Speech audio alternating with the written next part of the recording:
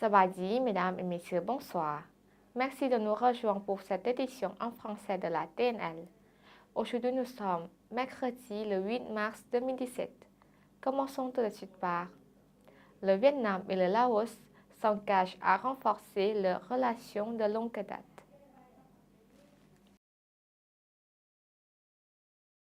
Le secrétaire général du Parti communiste du Vietnam, Nguyen Phu Trong, a reçu ce lundi à Hanoï la présidente de l'Assemblée nationale du Laos, Madame Pani Yathotu, en visite officielle d'amitié au Vietnam. Lors de leur rencontre, les deux dirigeants se sont engagés à œuvrer pour maintenir et renforcer les relations de solidarité spéciale Vietnam-Laos. Le chef du Parti communiste du Vietnam a salué la visite au Vietnam de la présidente de l'organe législatif Lao, laquelle, selon lui, contribuera à approfondir davantage les relations d'amitié traditionnelles, de solidarité spéciale et de coopération intégrale Vietnam-Laos. Il a souligné la volonté du Vietnam d'accompagner le Laos dans son œuvre d'édification et de développement du pays. Il a invité les deux organes législatifs à renforcer les échanges d'expériences, à mettre en œuvre des déclarations communes et les accords conclus entre les dirigeants des deux pays. Il a également souhaité que les deux parties effectuent bien les préparatifs pour la célébration des 55 ans de l'établissement des relations diplomatiques et des 40 ans de la signature du traité d'amitié et de coopération entre le Vietnam et le Laos.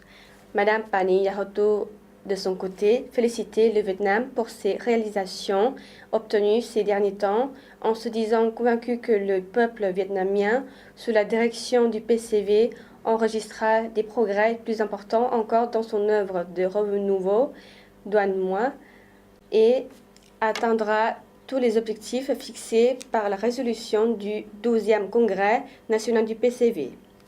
Par ailleurs, le président vietnamien Thanh Dai Quang et le Premier ministre Nguyen Xuan Phuc, en recevant ce lundi à Hanoï la chef de l'organe législatif Lao, Pani Yathotu, a invité les deux assemblées nationales Lao et vietnamiennes à travailler ensemble pour faire appliquer les accords de coopération bilatéraux dont se conclut lors des réunions de la Commission de coopération intergouvernementale Vietnam-Laos. Saluant les réalisations obtenues par le peuple Lao ces derniers temps, le président Thanh Dai Quang a félicité le Laos pour la présidence réussie de l'ASEAN en 2016 qui a contribué à rehausser la position du Laos sur la scène internationale.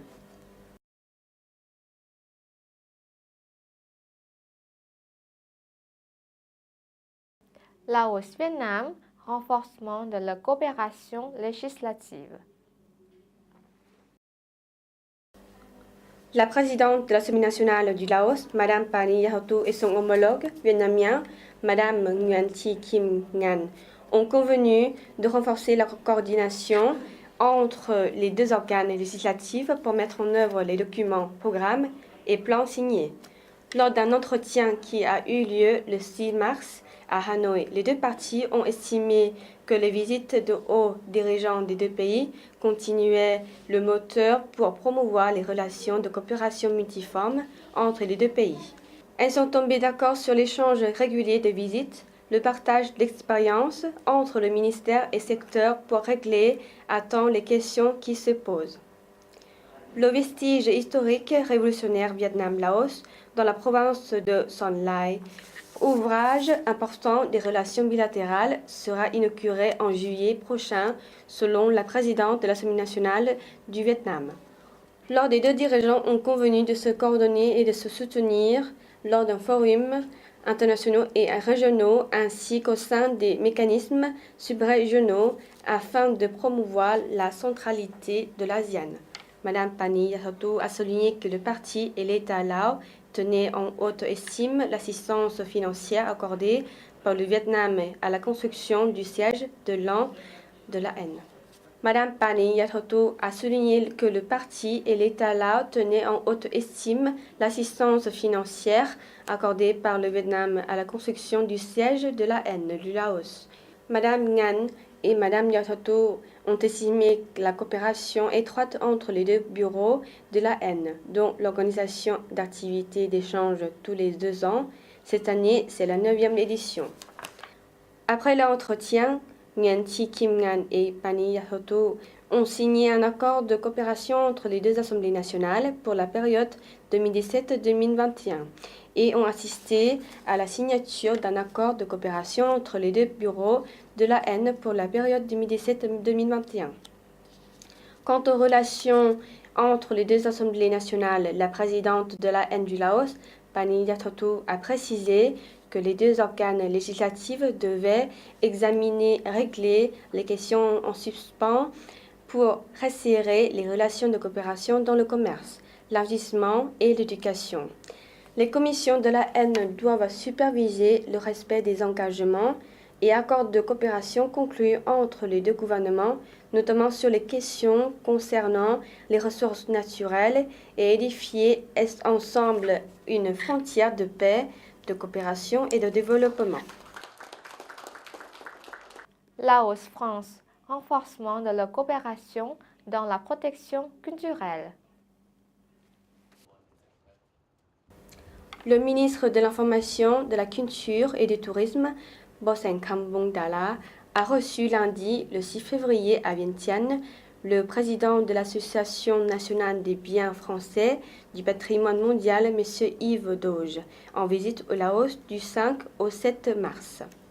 Cette visite vise à échanger des expériences sur la mise en œuvre de la rénovation et de la préservation culturelle du patrimoine mondial. Lors de l'entretien, les deux parties ont discuté des relations de coopération, notamment le renforcement de la préservation du patrimoine mondial. Le ministre Lao de l'Information, de la Culture et du Tourisme, qui est également président du Comité du patrimoine mondial du Laos, a parlé des relations de coopération entre la République démocratique populaire Lao et la République française et a apprécié la visite de travail du président de cette association. Célébration des 107 ans de la Journée internationale des femmes.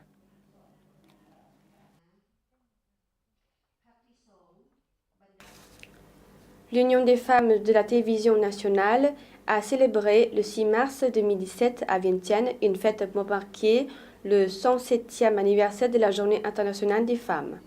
Était présent à cette célébration Bunjao Pichit, directeur de la TNL, ainsi que des chefs de divers départements et des femmes. Cette célébration comprend plusieurs activités, notamment la compétition sportive et l'aérobic. Madame Sopalak Tilavon, présidente de l'Union des femmes du ministère de la Formation, de la Culture et du Tourisme, rappelait l'origine de la Journée internationale de la femme. Elle a également souligné que le 8 mars est une journée importante qui a marqué la victoire des mouvements des femmes dans le monde pour assurer leurs intérêts ainsi que pour revendiquer l'égalité complète entre les hommes et les femmes. Suite de l'actualité nationale en bref et en images.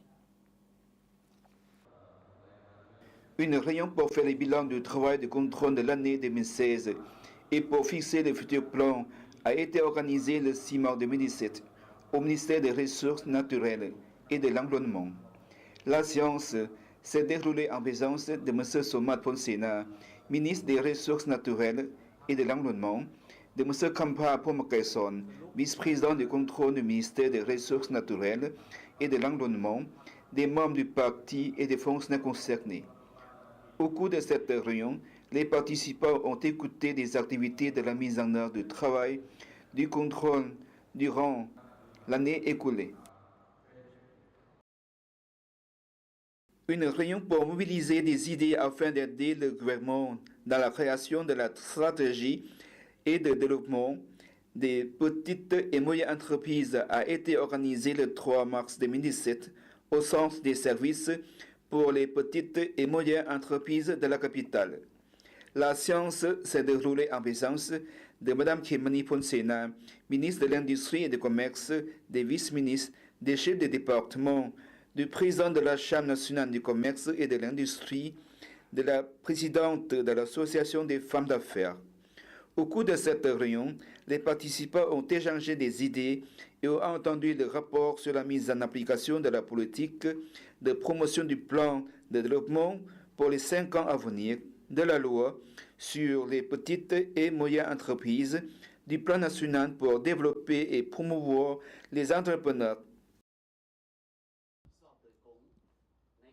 La troisième réunion de consultation tripartite sur le contenu du projet du plan pour promouvoir la valorisation du travail pour la période de 2017 à 2021 a été organisée la semaine dernière à Vientiane. La séance s'est déroulée en présence de Mme Kambay Khatia, vice-ministre du Travail et des Affaires sociales, et de M. Bouchi Marichio, président de l'Organisation internationale du travail à Bangkok de la Thaïlande. Cette réunion avait pour but de discuter de la collaboration avec l'Organisation internationale du travail conformément au 8e plan de développement socio-économique et pour atteindre les objectifs du développement durable. Ce programme est centré sur 4 priorités. À l'occasion du 107e anniversaire de la Journée internationale des femmes, l'Organisation de procureurs populaires suprêmes a organisé le 6 mars 2017 une conférence pour marquer cet événement. La conférence était animée par Mme Bandit Patumvan, vice-présidente du comité exécutif de l'Union des femmes Lao. Le même jour, les femmes du ministère de la Santé publique ont organisé le 6 mars 2017 une réunion pour faire le bilan des activités de l'année dernière et pour célébrer la Journée internationale des femmes. La séance s'est déroulée en présence de Mme Poukian, dont titre présidente de l'Union des femmes du ministère de la Santé publique. Le comité de l'Union des femmes du ministère de la Santé publique compte 3700 membres. Origine de la Journée internationale des femmes. La Journée internationale des femmes est née des contraintes féodales et du capitalisme. Quand les usines et les ateliers des capitalistes se sont accrus, produisant des richesses, ce fut au détriment des travailleurs, engendrant la pauvreté, dont celle en particulier des ouvrières. Sous le régime du capitalisme, les femmes ont été gravement opprimées, surtout les horaires de travail et le peu de rémunération. Il n'y avait pas d'assurance sociale pour les femmes et les enfants. De plus, les femmes ont été méprisées par la société et furent victimes de violations sexuelles et licenciées de leur travail lors de la grossesse, de l'accouchement et sans couverture médicale.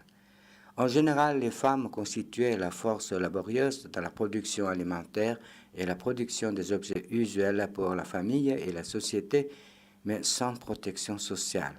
Face aux événements et aux souffrances, les ouvrières, mécontentes, se sont rassemblées pour lutter contre les patrons propriétaires des usines afin d'améliorer leurs conditions de vie. Le 8 mars 1899, les ouvrières des usines de tissage et de confection ayant des salaires inférieurs aux autres ouvriers se sont mises en grève et ont manifesté. Cette manifestation a été réprimée par la police et quelques grévistes ont été emprisonnés. Le 8 mars 1908, 15 000 femmes ont protesté à New York pour demander aux patrons de réduire les heures de travail, de stopper l'oppression des travailleurs mineurs et d'accorder aux femmes le droit de vote. Cette manifestation est connue sous le slogan « Des pains et des roses », c'est-à-dire les pains signifiant un meilleur salaire et les roses de meilleures conditions de vie. Au mois de février 1909, les femmes américaines ont organisé la première célébration de la Journée internationale des femmes. En parallèle, 3000 femmes de New York ont lutté contre le gouvernement qui n'avait pas accordé aux femmes le droit de vote. Cette lutte a sensibilisé les femmes dans le reste du monde. En 1910, le mouvement de lutte des femmes s'est répandu largement dans les pays européens et cette même année, la première conférence internationale sur les problèmes des femmes a eu lieu à Copenhague, au Danemark. Plus d'une centaine de participantes de 17 pays du monde ont approuvé que le 8 mars de chaque année serait la Journée internationale de la femme. Cette journée marque la commémoration de la lutte des femmes pour se libérer du joug de l'esclavage des patrons dans le régime capitaliste. La conférence a aussi stigmatisé la lutte des femmes pour demander le droit à l'égalité et à la démocratie sous le slogan « Le travail 8 heures par jour », l'assurance médicale pour les femmes et les enfants, la lutte contre la guerre et pour la promotion de la paix dans le monde. C'est pourquoi le 8 mars marque un événement politique important pour les femmes. Il représente une victoire fondamentale de la lutte des femmes pour l'accès aux droits, à l'égalité et à la justice. Voilà, c'est la fin de cette édition. Toute l'équipe vous remercie pour votre fidélité. Pour voir ou revoir nos reportages, rendez-vous sur la page internet du journal français de la TNL. Au revoir.